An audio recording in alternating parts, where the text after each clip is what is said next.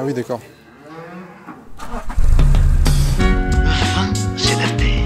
Le vin, c'est aussi le soleil. Parce que quand on a le goût de la chose, quand on a le goût de la chose bien faite, le beau geste, qu'est-ce qu'on cherche dans le vin, comment on le goûte. Il a du nez, hein. Suivez l'appellation Médoc au Médoc. Wine Woman Show. Bon alors c'est ça, nouvel épisode, nouvel invité. Oui. Qu'est-ce que tu peux me dire d'Élise Wittemann? Alors, Élise, elle est vigneronne sur sa propriété familiale, donc qui est le château Saint-Hilaire. Une exploitation de 45 hectares d'AOC Médoc, si je ne me trompe pas, et qui fête cette année ses 30 ans d'ailleurs. J'ai aussi appris qu'il faisait de l'élevage à côté du vin, ça m'a un peu surpris. Et ouais, mais c'est pas si surprenant, tu sais, c'est historique dans le Médoc. Encore beaucoup de domaines qui font de l'élevage, la sylviculture et la viticulture. Ok, super. Allez, direction Kérac.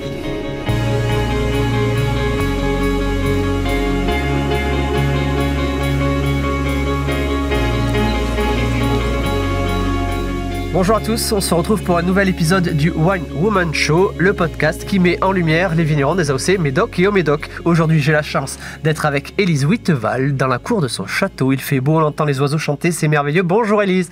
Bonjour Stéphane. Ça va? Très bien, avec ce soleil. Prête à un bel échange? Ah bah oui, il n'y a pas de raison. Super, bien, on démarre alors avec le Born to be Wine.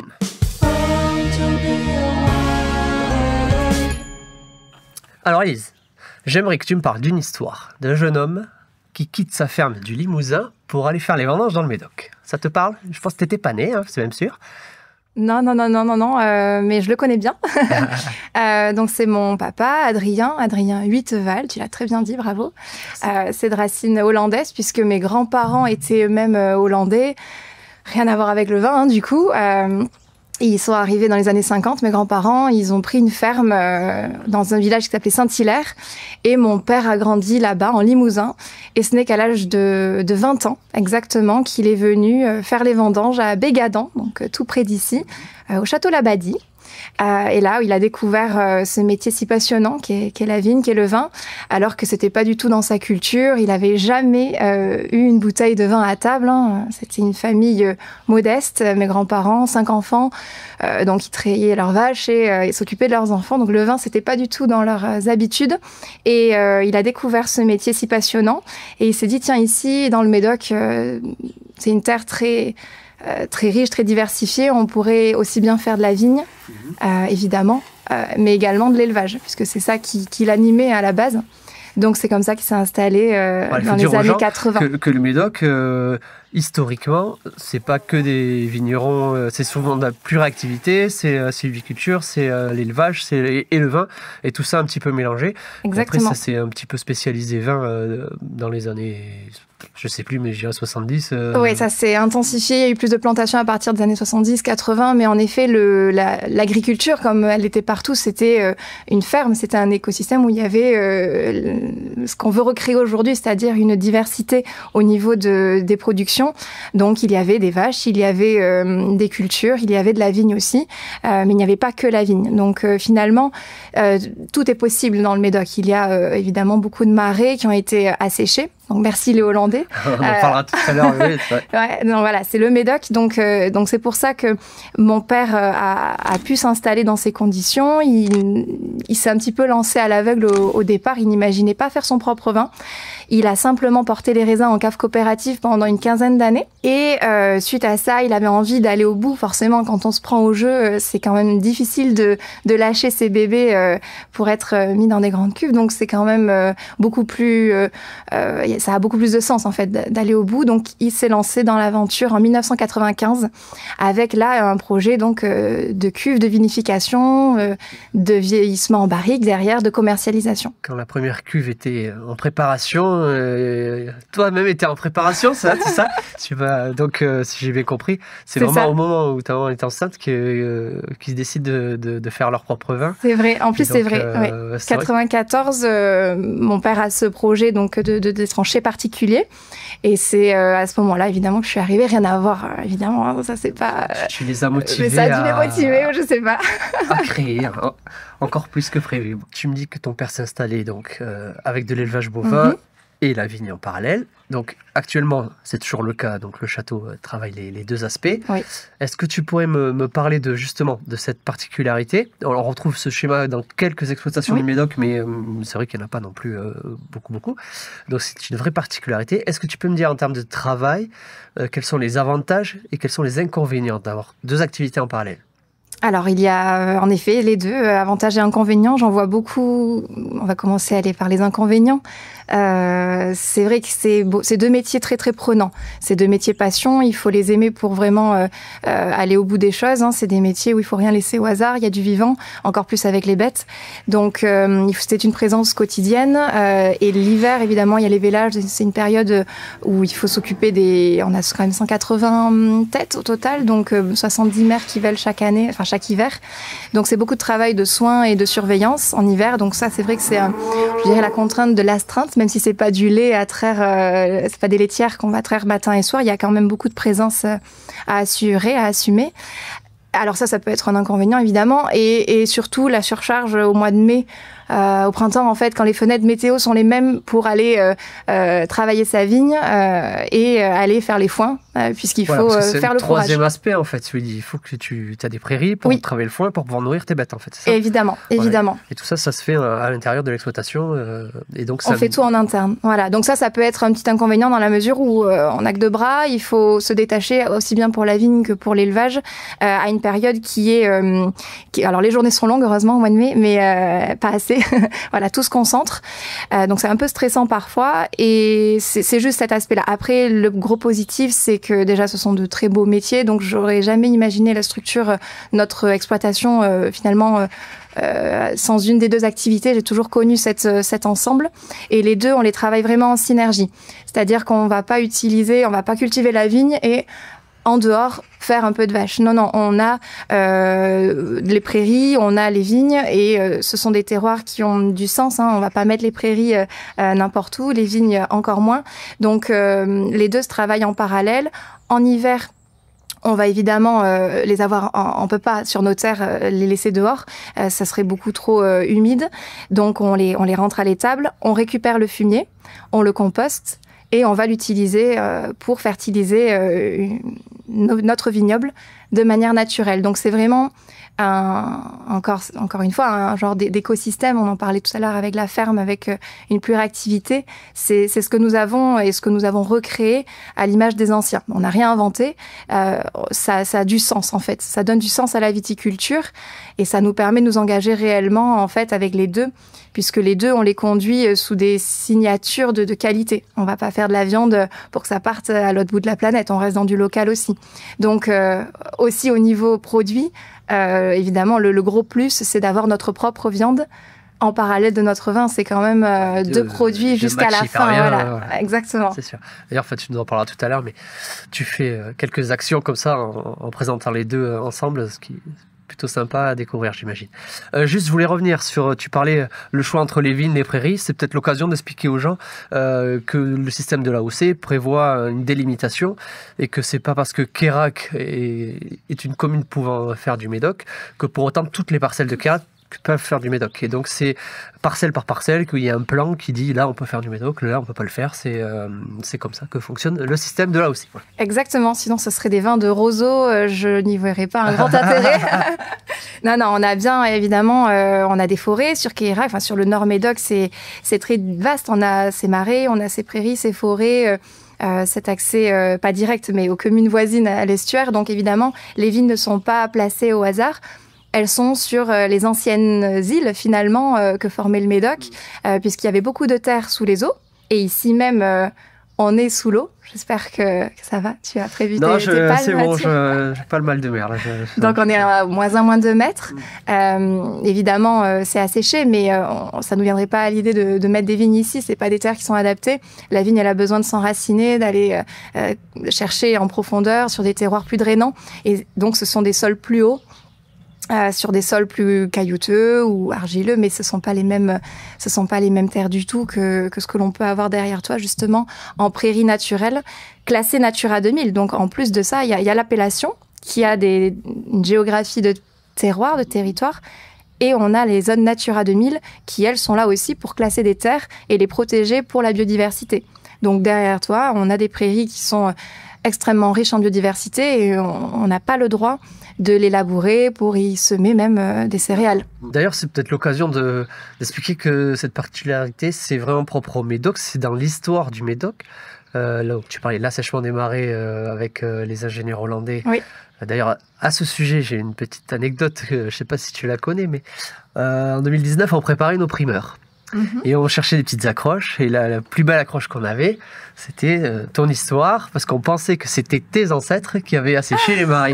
Du coup, on se disait l'ancêtre assèche et l'héritier abreuve. Voilà. Et sauf qu'on avait même fait des sacs avec ça, tu vois. Donc, et en fait, on s'est aperçu que c'était pas tes ancêtres, c'était ceux qui avaient le domaine avant voilà, avant la maison. qu'Adrien arrive. Exactement. Donc, bon, au final, le Covid a empêché les primeurs, donc ça nous a empêché de mentir aux gens, donc c'est pas J'ai grave. jamais su cette histoire. T'as bien fait de venir. Mais donc, on parle de Louis XIV, Alors, je crois. C'était fin 16e où ils ont commencé à s'intéresser au problème. Et donc, 17e, vraiment 17e, là, c'est mis en place les ouvrages avec des ingénieurs hollandais qui ont été commandés. En fait, il y avait évidemment des guerres de religion en cours à l'échelle européenne. Donc, il y avait aussi des échanges Hollande, France. Enfin, on parle beaucoup de Hollande. Aujourd'hui, c'est plutôt les Pays-Bas, mais la Hollande, c'est qu'une fraction des Pays-Bas. Attention aux puristes. Mais voilà, c'est bien à savoir. Donc, les Néerlandais étaient déjà présents. Ils avaient cette connaissance des assèchements des marais. Ils avaient vraiment une manière, un protocole en fait de travail pour assécher des terres qui étaient sous les eaux, parce qu'il y avait beaucoup de maladies, aucune évolution possible pour le Médoc. Sans cet assèchement. L'accès, tout simplement. Oui, comme tu sais, il fallait être en bateau, en barque. Voilà, ouais. Et puis, oui, comme tu dis, au niveau sanitaire, c'était une catastrophe. Et donc, le Médoc était très pauvre et c'était très compliqué. Donc, à partir du 17e, il a fallu donc endiguer, donc vraiment monter avec de la terre, des grandes digues, donc des monticules de terre pour faire comme des ceintures. Ensuite, des fossés latéraux qui permettent d'évacuer les eaux vers des chenaux qui existent encore. Et au bout de ces chenaux, il y a des écluses. Donc des grandes portes, basses ou hautes, en fonction des zones, etc., de la stratégie, qui permettent d'évacuer l'eau quand elle est en excès et qui permet de la garder aussi en été, en période de sécheresse, puisqu'on est face aux deux, finalement. Et donc, aujourd'hui, on a encore toutes ces traces et heureusement, c'est encore géré par les syndicats des marais. Okay. Donc on a tout un rôle à jouer aussi là-dedans. Donc quand on parle d'agriculture, c'est pas juste avoir des vaches, s'en occuper, c'est toute cette gestion. On est les artisans du paysage finalement, et tout le Médoc, c'est ce qu'on peut voir. On a tout ce découpage avec les bordures, tout ce qui est très préservé. Donc, parce qu'on oublie souvent que les paysans, les viticulteurs, ils façonnent le paysage, quoi. Les haies, les vignes, tout ça, c'est très important de l'entretenir. Et c'est eux qui le font, mine de rien. Donc, c'est pour la collectivité aussi. Ça a été créé et il faut l'entretenir. En quelques années, ça peut être comme ce sont des paysages qui peuvent complètement se refermer. D'ailleurs, si tu regardes les anciennes cartes, quand ces marais étaient encore là, c'est très drôle parce qu'on parlait de la zone délimitée de l'AOC. Clairement, les îles qui existent, notamment autour de Jaux, d'Ignac et l'Orac, c'est vraiment ces îles-là qui sont classées en AOC. Et le reste, non. Tout ce qui était sous l'eau n'est pas classé en AOC. Il n'y a pas de magie. Voilà, ça s'est fait vraiment sur un découpage qui avait du coup du sens. Enfin, c'est vraiment logique au niveau sol. Ça se retrouve. On parlait de l'île de Jaux. Jaux, qui est une commune sur laquelle on a notre plateau historique que mon père a planté à partir de 82. Donc c'est vraiment une zone, on le voit, on y monte d'ailleurs un petit peu. Alors tout est relatif en Nord-Médoc, il n'y a pas des grandes montées ou des grandes descentes, mais on voit des dénivelés. Je voulais t'en parler justement, donc, parce que tu as des vignes à Jaux, tu as des vignes à Valérac et tu as des vignes à Quérac. Oui, un petit peu. Et donc tu as 3 terroirs différents. Oui. Et donc je pense que ça peut être intéressant que tu nous expliques un peu ce que ça implique en termes d'organisation, de travail, derrière dans le vin, les assemblages. Qu'est-ce que tu en fais de cet aspect-là Qu'est-ce que tu peux nous dire? Oui, c'est ça peut paraître handicapant d'avoir des parcelles qui sont un petit peu loin de la propriété, puisque quand on arrive ici, même des fois les clients me disent mais vous faites vraiment du vin ici, elles sont où les vignes? C'est assez atypique. Au final, c'est vrai que moi, je trouve qu'il y a énormément d'intérêt à avoir cette pluralité, cette diversité de terroirs, puisqu'on ne va pas retrouver les mêmes styles de vin d'une parcelle à l'autre. Ça, c'est évident. Tous les vignerons le diront. Mais encore plus, voilà, sur des îlots bien définis. Jodignac, donc on en parlait, Valérac, qui est une commune à 8 km. Ce sont des vins qui ont des styles, des caractéristiques différentes. Donc, on va toujours s'attacher à les sélectionner énormément. Pendant les vendanges, c'est quelque chose qui nous prend énormément de temps, alors qu'on n'en a pas. Ouais. Mais tous les matins, on fait des bornes et des bornes à marcher. C'est un super moment d'ailleurs avec mon père chaque année. On va déguster les raisins pour évidemment choisir quand il faut les récolter, mais surtout le casse-tête de savoir dans quelle cuve on va les mettre. Est-ce que vraiment c'est des profils qui vont bien s'associer? On veut au maximum séparer pour être beaucoup plus à l'aise au moment des assemblages, pour avoir le maximum de choix et de faire le meilleur assemblage possible. Et donc pour ça, il faut des petites cuves. Oui. Et donc c'est en 2012 que vous avez exactement fait un nouveau chai de vinification. Voilà. Pour pouvoir avoir justement plus de choix dans les cuves et et faire des assemblages très très ciblés. 2012, ça a été un gros tournant puisque jusque-là, on avait une trentaine d'hectares, 35 hectares à peu près. Et mon père a souhaité s'agrandir sur des terroirs très qualitatifs sur Valérac. Il avait cette volonté pas de s'agrandir pour s'agrandir, mais de viser d'autres styles de terroirs comme j'en parlais. Et c'est là qu'il a fallu se poser les questions sur la cuverie parce qu'on travaillait que dans l'ancien cuvier de 1995 avec des cuves de 150 à 200 hectos. Donc là, il a fallu choisir des cuves beaucoup plus petites de 80, 100 et 120 hectos. Mmh. Et c'est vraiment ça qui nous permet de faire autant de sélections. Et même, on n'aurait que ça... Ça serait encore mieux. Mais... ça doit être quelque chose quand même. Ah oui, on s'amuse bien, ouais. J'imagine. Ça me fait penser d'ailleurs que c'est le rôle de l'œnologue, ça, d'apporter des conseils, notamment au niveau d'assemblage. Oui. Et que ton père, découvrant le métier de vigneron, j'imagine à l'époque, a dû se faire aider. Et l'œnologue l'a aidé là-dessus. Oui, un œnologue aide un peu à tout finalement. Quand on s'entend bien avec, il faut bien le choisir. Nous, on a la chance de travailler avec donc Éric Boissneau et son équipe. Emilio qui nous suit. Avant, c'était Marco. Bonjour à toi, Marco, si tu regardes ce podcast, parce que tu es parti en Toscane, mais on a toujours été bien accompagnés. C'est vrai que c'est très important. Un œnologue, c'est quelqu'un c'est un peu le docteur du vin.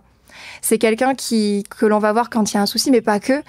C'est un petit peu notre conseiller. C'est quelqu'un il faut avoir la même vision. C'est quelqu'un d'important. Et s'il nous dit de faire des choses que l'on n'applique pas, faut arrêter de suite. Donc, il nous accompagne, évidemment, dans tout ce qui est sélection et derrière la dégustation, puisque nous, on va savoir à peu près sélectionner, faire des choix, mais parfois on n'a pas la capacité d'aller trouver le bon mélange au pourcentage près. Donc oui, c'est quelqu'un de très important. Et on a eu la chance de pouvoir travailler avec Éric Boissneau, alors que normalement, ça n'aurait jamais dû se faire finalement. Mon père démarrant de rien, il avait envie de s'entourer des meilleures personnes. Ouais. Alors après, il y a plein de très bons œnologues. Je dis pas que c'est le meilleur, mais en tout cas, là, il avait vraiment entendu dire que Jacques Boissneau, son papa, était très réputé et qui travaillait avec beaucoup de grands crus classés à Pauillac notamment. Et on lui a dit, tu l'auras pas. Tu peux demander, mais c'est pas la peine. Bon. De toute façon, mon père n'a pas été... il a jamais trop écouté les autres. Il a fait son chemin de son côté. Donc, il s'est dit, on va tenter. Mmh. Et puis, finalement, c'est très bien tombé. C'était à l'époque l'année où Éric Boissneau s'installait. Il finissait son doctorat. Donc, il fallait aussi qu'il mette le pied à l'étrier. Donc, ça s'est fait comme ça. Donc, Jacques a pu accompagner Éric chez nous les premiers temps. Et puis après, Éric venait seul. Et ainsi de suite. Très belle histoire. Et donc, du coup, toi, tu t'es formé, par contre. Donc, autant ton papa a tout découvert en autodidacte. Ah oui, ça, c'est sûr, oui. Toi, tu arrives sur l'exploitation en 2017. Et après avoir suivi tout un process d'études d'ingénieur agro à Purpin, à Toulouse. Oui. Et où tu as pas mal voyagé aussi, donc, États-Unis, Canada. Oui. C'est ça ? Ça t'a permis quoi de découvrir un peu tout ça, de faire ces études poussées derrière, tu t'avais déjà dans l'idée, j'imagine, de venir sur l'exploitation ? Oui, j'avais cette envie. Depuis petite, évidemment, je suis baignée dedans. C'est quelque chose moi, j'ai toujours été attirée par la nature, le vivant, faire pousser des plantes, enfin, l'agriculture au sens large. Le vin, évidemment, les vaches aussi. Bon, Oui. étant une fille, c'est quand même assez physique, hein, le métier d'éleveur, encore plus quand il faut aider une vache, etc., à mettre bas ou autre. C'est vrai que j'étais plus en stagiaire, alors que sur le vin, je pouvais davantage être efficace quand j'étais un petit peu sur le domaine. Donc voilà, j'ai toujours aimé les deux. Cependant, j'ai voulu vraiment, et mes parents, j'ai un frère aussi, hein, donc ils nous ont pas poussé à reprendre le domaine. Ils voulaient qu'on fasse des études larges qui nous plaisent avant tout et qui puissent nous ouvrir des portes. Que si on ne veuille pas revenir, ça soit pas un problème, hein, qu'on puisse faire notre chemin ailleurs. Donc j'ai eu la chance d'aller à l'école de Purpan, donc qui à Toulouse ouvre sur tous les domaines de l'agriculture. Je n'ai pas vu le vin avant mon dernier semestre. Donc en fait, j'ai vu tout ce qui touche à l'agricole et c'est ça qui était passionnant. Par contre, j'ai choisi en effet d'aller lors de mes stages, d'abord au Canada et ensuite aux États-Unis en semestre d'études pour justement me perfectionner, voir autre chose, m'ouvrir les yeux sur d'autres milieux viticoles. Et là, en effet, j'étais servie. Hein. Canada, États-Unis, c'est pas du tout la même vision du vin. On est plutôt sur une production de vin de manière beaucoup plus standardisée, beaucoup plus de volume, beaucoup plus d'images. Ils sont très forts, par contre, en termes de marketing, en termes de belles bouteilles, de packaging. Par contre, ils vont pas parler du vin ou s'en occuper comme nous, on va s'en occuper en tant qu'artisans du vin, finalement. Et c'est en rentrant, c'est toujours comme ça, les voyages, c'est quand on rentre qu'on s'aperçoit de la chance que l'on a aussi d'être en France, d'avoir ce respect, toutes les appellations aussi, hein, merci à tout ce qui est fait pour protéger cela, pour protéger notre savoir-faire, pour les mettre en valeur, alors que là-bas, ils ont des termes, qu'ils y fassent de la céréale, qu'ils y fassent de la vigne, ils peuvent irriguer en avant. Ouais. Là, Donc le modèle anglo-saxon et le modèle AOC, je pense, sont très opposés. Et vraiment, quoi. Ça, alors nous, on est peut-être un peu trop strict et regardant sur certains points, mais eux, c'est peut-être beaucoup trop lâche aussi. Voilà, j'ai découvert que voilà, ils n'avaient pas de notion, ils pouvaient acheter les raisins. Moi, mon premier stage que j'ai fait au Canada, c'était passionnant, c'était la biodynamie à fond. Ils faisaient vieillir le vin dans une pyramide. C'était vraiment un autre monde. Et le domaine, il devait faire 5 hectares, 10 hectares, grand maximum, sur toutes les parcelles cumulées. Par contre, ils faisaient des milliers et des milliers de bouteilles parce qu'ils achetaient tous les raisins ailleurs.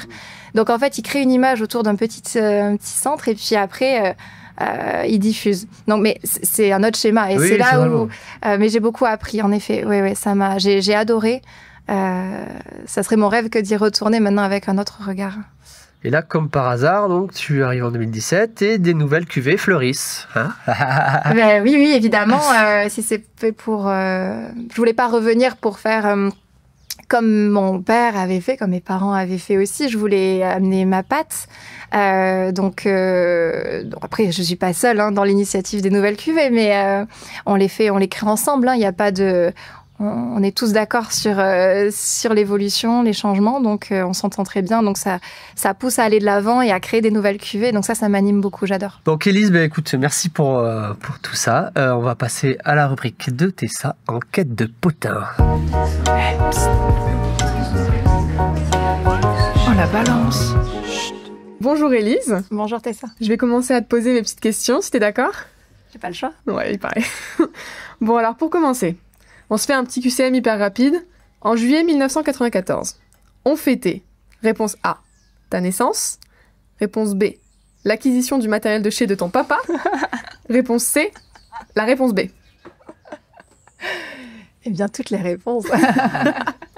Parce qu'on a entendu une petite anecdote comme quoi il semblerait que ton papa était en train de choisir un conquet. Ouais, le conquet à vendange. Il marche bien parce que du coup, il a dû le faire un peu dans la précipitation, j'imagine. Il est génial. Et en effet, quand ma mère a eu les premières contractions, mon père n'était pas là. Il était en train de, oui, en effet, de choisir. C'est une belle anecdote, mais c'est vrai. Il choisissait le conquet, donc qui est, pour ceux qui ne savent pas ce que c'est, parce que c'est quand même très technique. Moi, je sais pas du tout pour le coup. Tu sais pas ce que c'est. Donc c'est comme un grand bac en fait avec une vis sans fin au fond pour ramener les raisins. C'est l'endroit où on verse les raisins quand ils arrivent de la parcelle de vigne. Voilà, on verse la benne de raisin. pas longtemps avant les vendanges en plus du coup. Oui, peu de temps avant. Non. Il était tout neuf. Hein. C'était tout frais. Non, c'est exactement ça. Bah, il a pu être arrivé à temps. Ouais, bon, super alors. Ok, donc... Le conquet. Hein. Ouais, le conquet. Et mon père aussi. Ok, donc ce n'est pas à toi que je vais apprendre qu'il y a une petite rivalité avec nos amis de la Ville Rose. Qu'est-ce que c'était d'être une pseudo-bordelaise à Toulouse? J'avais pas imaginé le problème. J'avais sous-estimé le problème, puisque moi, je me sens médocaine. On est quand même à 1 heure de Bordeaux, ici. Et quand je suis arrivée à Toulouse, on me disait la bordelaise. Et en effet, ils n'aiment pas trop les bordelais, si j'ai bien compris, au bout de 5 ans. J'ai bien compris. T'as entendu ça, les Dorifort? Aussi. Ouais. Non, j'ai tout eu. Mais j'ai survécu. J'étais pas la seule, d'ailleurs. Donc, tous mes copains bordelais, on était un peu montrés du doigt. Et puis, bon, après, on se disait de Toulouse pour dire qu'on était quand même étudiants à Toulouse. Oui. Et pour ceux qui connaissaient un peu mieux, j'expliquais qu'on était du Médoc, que j'étais du Médoc, et tout le monde était content. Et donc, tu as réussi à finir copine avec des Toulousains quand même? Oui, évidemment. Évidemment. Ok, maintenant, petite séquence Toy Story. Dans le dessin animé, le personnage principal, Woody, dit de sa voix préenregistrée « J'ai un serpent dans ma botte ». Il me semble que tu connais ça, non? Ça te dit quelque chose? Comment vous êtes fort. Alors ça, c'est... je le souhaite à personne. Tu m'étonnes.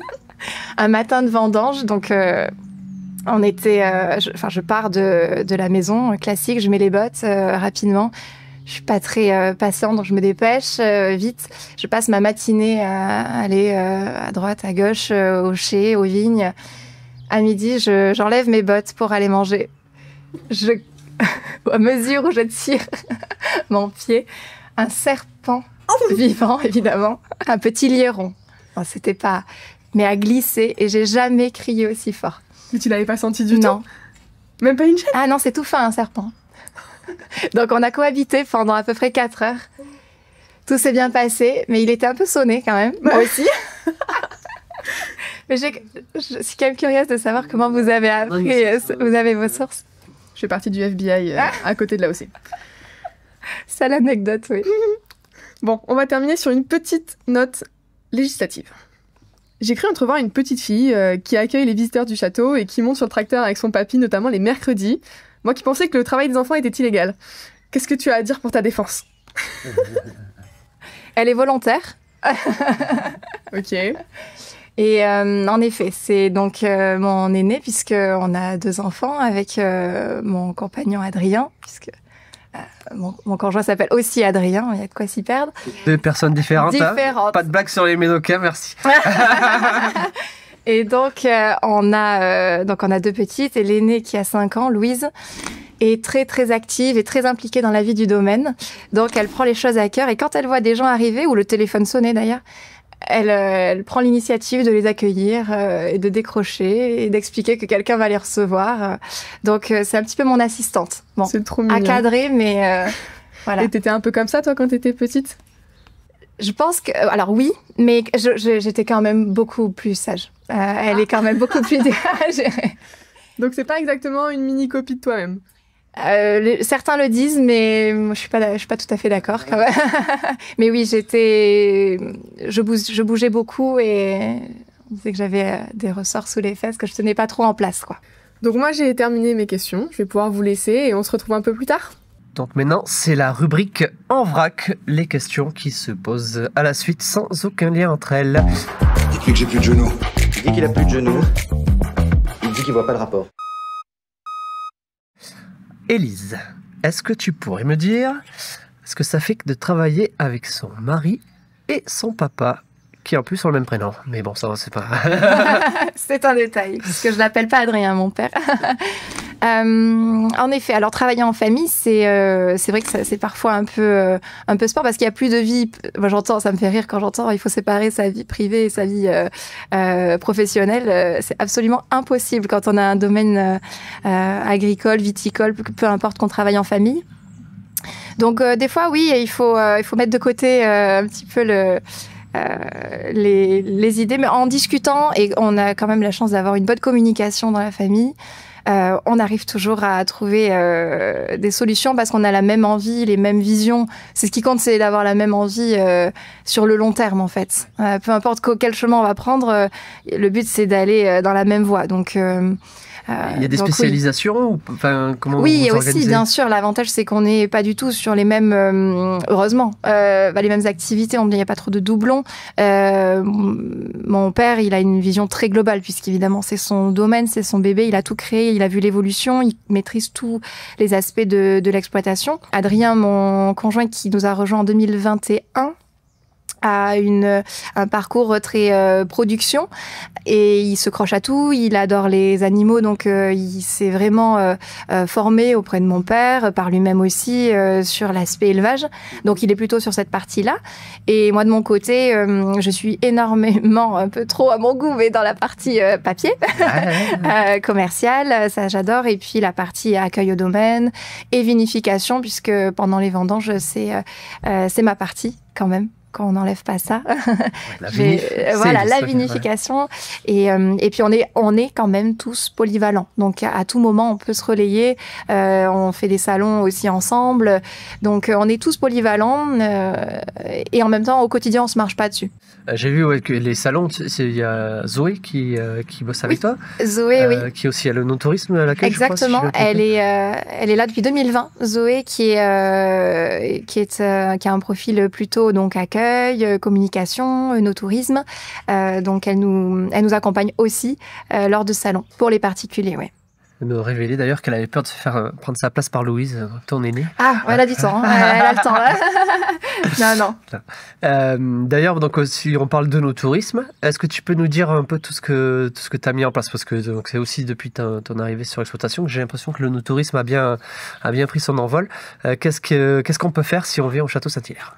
Alors, évidemment, on a toujours accueilli au domaine. Mes parents, quand je dis on, évidemment, j'étais pas loin, mais c'était mes parents qui accueillaient toujours. Même avec peu de moyens, il y avait toujours la place pour accueillir, même quand on n'avait pas le temps. Ici, c'est un moulin. On rentre comme on veut, je dirais, quand on veut presque. Donc, on accueille vraiment toute l'année. Et mon envie en arrivant au domaine, c'était de dynamiser, de diversifier les offres, donc pas simplement offrir une visite qui est super, c'est ce que demandent les gens, hein, passer un moment avec nous, un moment d'échange.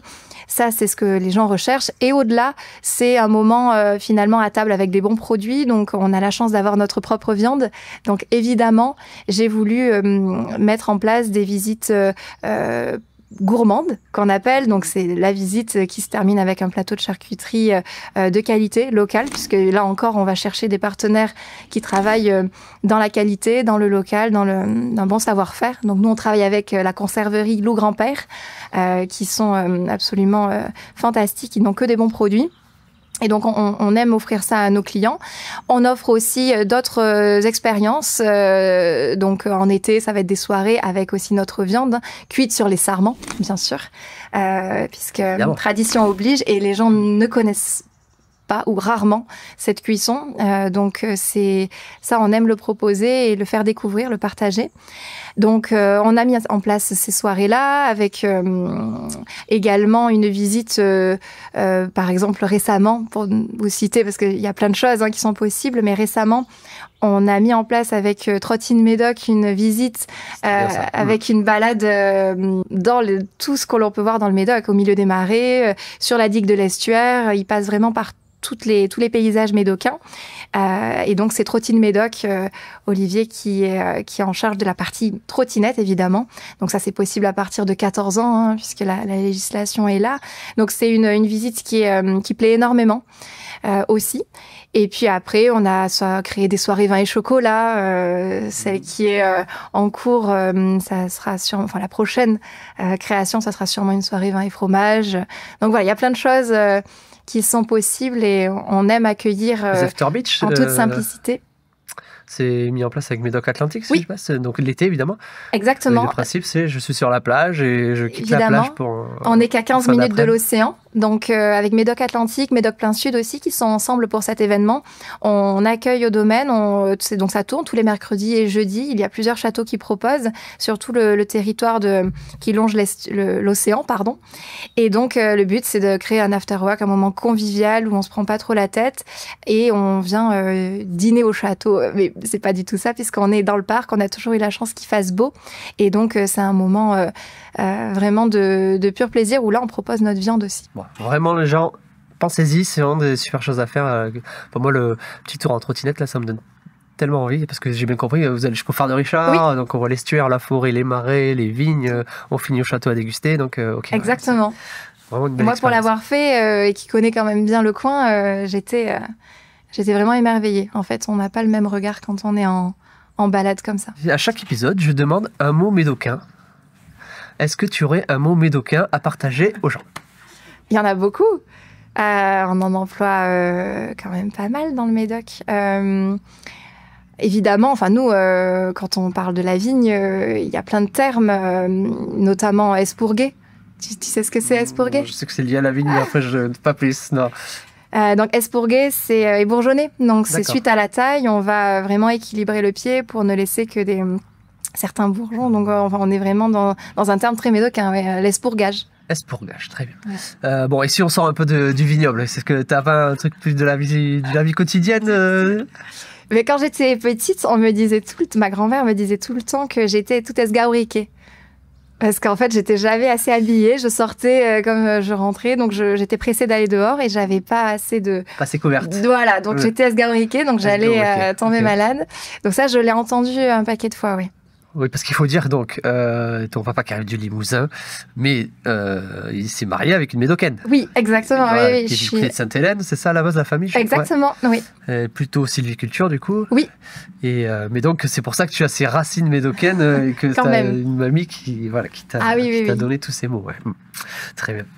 Je voulais finir ce petit en vrac par quelque chose de particulier. Voilà, on a mis en place une étude sur nos vins qui s'appelle l'Observatoire des vins. Mmh. Donc, on a demandé aux vignerons de nous donner un maximum de vins pour qu'on puisse étudier notre offre, un peu la regarder les yeux dans les yeux, savoir où on en est en termes de profil, en termes de packaging, de prix. Et il se trouve que tu as présenté notamment le Gémeillan en 2016 à l'époque. Et du coup, cette étude, elle a avancé. On a fait déguster des professionnels, des consommateurs, et on a fait des statistiques sur tout ça.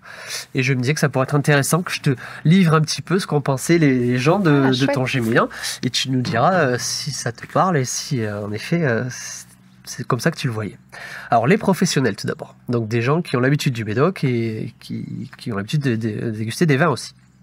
Donc, ils lui ont trouvé un beau fruit mûr, une souplesse et une sucrosité très importante, un boisé présent mais pas exubérant, avec des tanins fondus. Et en fait, on avait demandé à classer dans certains profils, et le profil, donc ton vin était exemplaire du profil qu'on a appelé accessible, au sens que ce sont des vins donc avec de la rondeur, du fruité, et plutôt facile à boire. Voilà.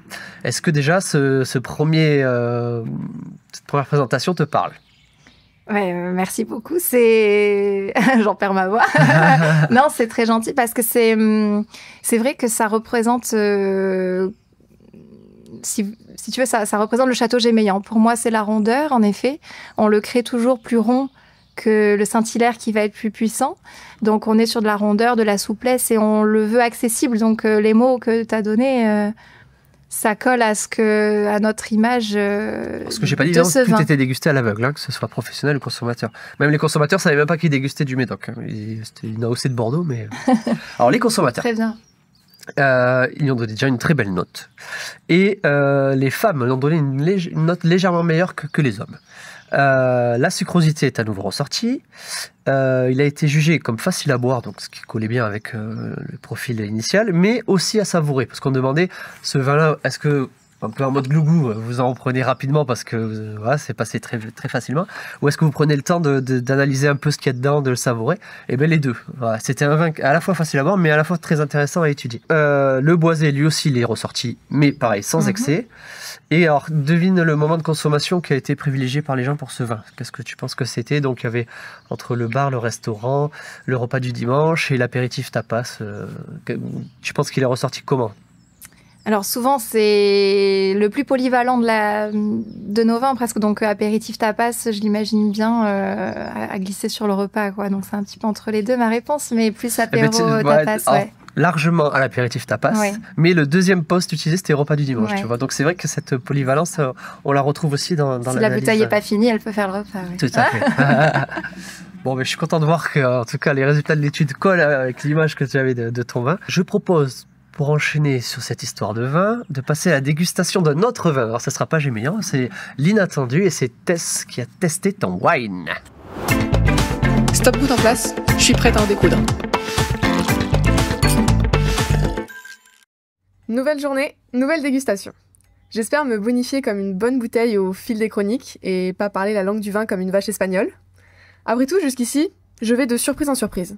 Je m'abreuve de cuvées surprenantes, jusqu'à goûter à l'inattendu. Car oui, Élise, tu as mis l'inattendu en bouteille. Un vin pour une promesse, celle d'une expérience. Donc tu as cultivé ses notes fruitées pour intriguer, maîtrisé sa sucrosité pour épater, et développé son acidité pour subjuguer. Bon, je m'emballe un peu, on pourrait presque croire que ce vin c'est une vache sacrée, mais m'en voulez pas, je le prends juste au jeu des mots.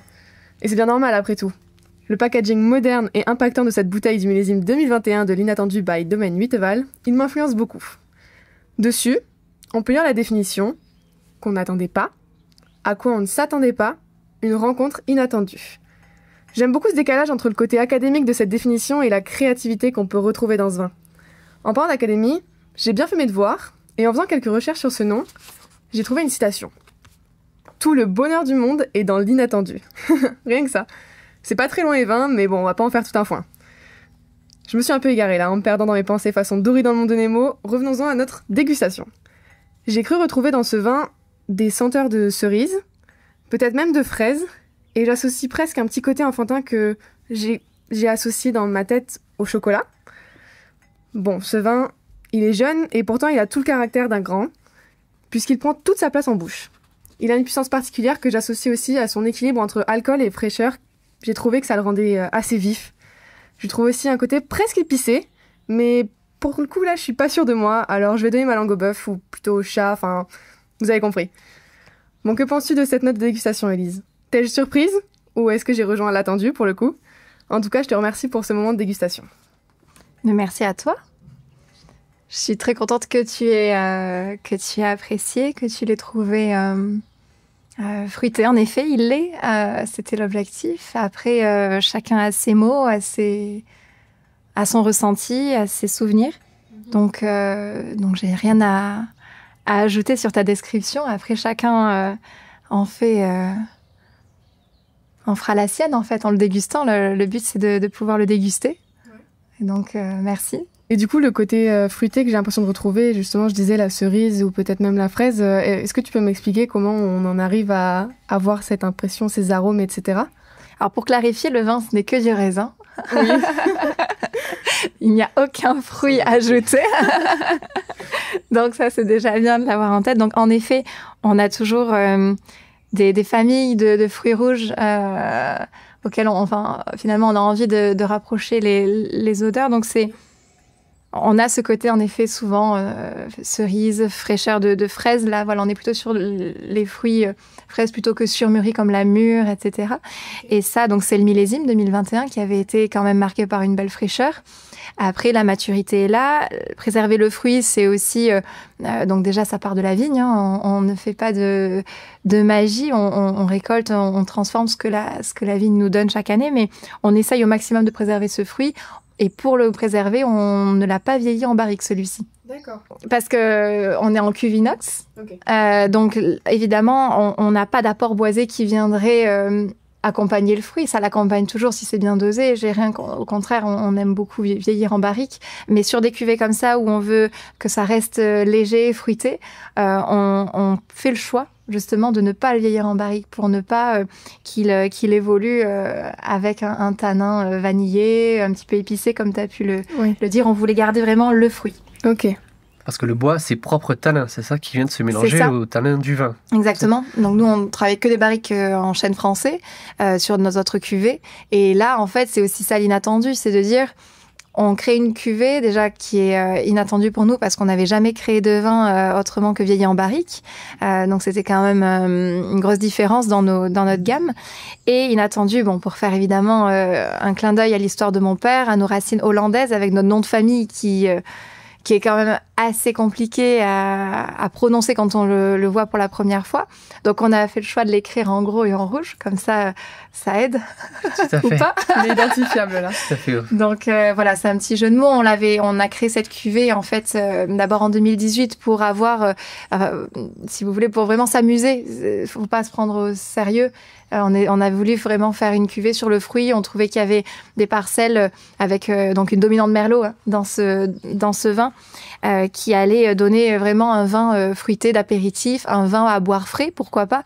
Frais pas comme un vin blanc, mais frais à 14 degrés, donc à apprécier vraiment sur un moment convivial. Et donc, donc ça, c'est une cuvée que tu ressors ponctuellement ou c'est une cuvée que tu vas faire chaque année? Oui, si, elle est suivie. Elle est suivie puisqu'elle plaît beaucoup, donc à moins que le millésime ne le permette pas, on essaye d'avoir un suivi sur l'inattendu. D'accord, parce que donc tu as d'autres cuvées où tu te dis cette année j'ai envie de m'amuser, je pense à Poumon Vert par exemple qui sort pas forcément tout le temps. Mais donc on retrouve à la fois des cuvées qui durent dans le temps et d'autres qui ressortent ponctuellement. Donc c'est ça qui est intéressant aussi pour les gens d'être curieux et d'aller voir tout ce que tu as pu leur préparer, quoi. C'est ça change et puis il y a encore de nouvelles choses en cours de création. Ah, des choses en préparation, c'est bien ça. Bon, bah écoute, on va pas dévoiler tout, hein, mais il faut que les gens te suivent pour voir l'actualité du château, justement. On te remercie. Merci à vous. Merci Tess. Oui, je voulais, avant de conclure, dire quelque chose qui me tient à cœur parce que en parlant avec toi, en découvrant un peu, tu as par exemple demandé quel sport tu faisais et tu me disais, oui, mais j'ai 2 enfants, j'ai une exploitation à gérer.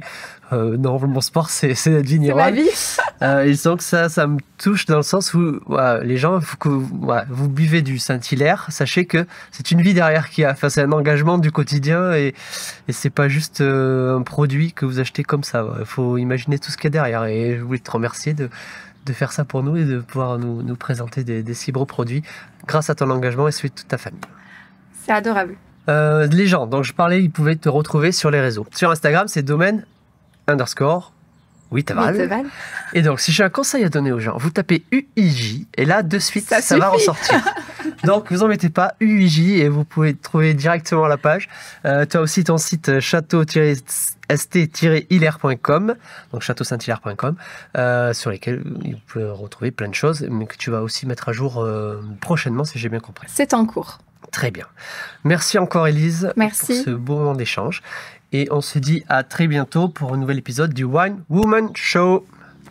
À très bientôt. À bientôt. Des trésors uniques au monde, l'art de vivre à la française. On est tous d'accord pour dire qu'il faut boire avec modération. La culture et l'histoire, elles, vous pouvez vous en régaler tant que vous voulez. Un grand moment de partage. Parler des choses qu'on vit et des verres qu'on vit. Parler du vin qu'on brasse et des vins qu'on boit.